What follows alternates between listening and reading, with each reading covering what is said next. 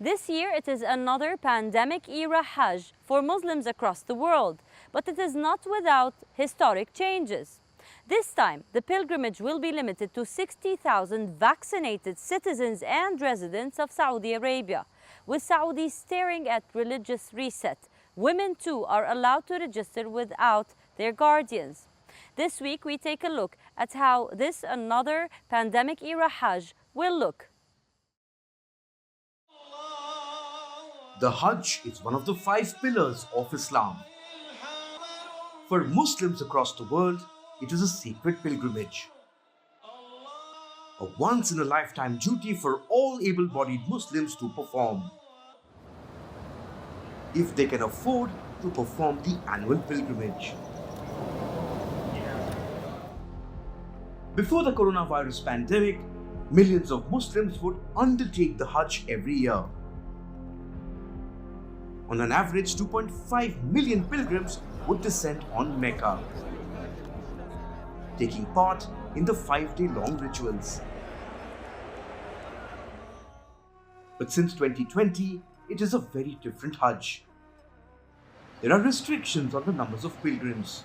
There are restrictions on foreigners entering the kingdom, and social distancing is a must for all. This year, it is another downsized Hajj. Only 60,000 vaccinated pilgrims are allowed. All of them are citizens of Saudi Arabia. They are chosen through an online vetting system.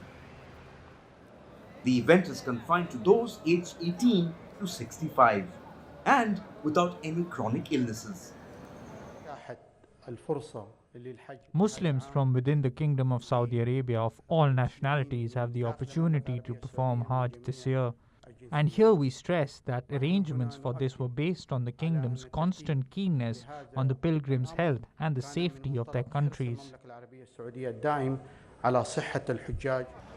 Overseas Muslim pilgrims have been barred for a second straight year in the Kingdom. Riyadh seeks to repeat last year's success that saw no virus outbreak during the 5-day Hajj. Aside from strict social distancing measures, a smart Hajj card has been introduced. It allows contact-free access to camps and hotels, allows buses to ferry pilgrims around religious sites, and also helps track down any missing pilgrims. Of course, this year's pilgrimage is completely different and exceptional. No pilgrim can access the holy sites except through the 4 reception centers assigned by the ministry. Also, pilgrims cannot enter any camp except through the smart gate. The ministry has issued smart cards. Authorities have deployed black and white robots, seen dispensing bottles of sacred water from the Zamzam spring in Mecca's Grand Mosque. It's a move to avoid as much contact as possible. The goal of the smart robot is to apply self-service without any contact between people. And this is one of the services given by the Presidency for the affairs of the 2 holy mosques. For the women, this is a historic Hajj. Women in the kingdom can now register for the pilgrimage without a male guardian. This comes as Saudi Arabia stares at a religious reset in line with Crown Prince Mohammed bin Salman's 2030 vision.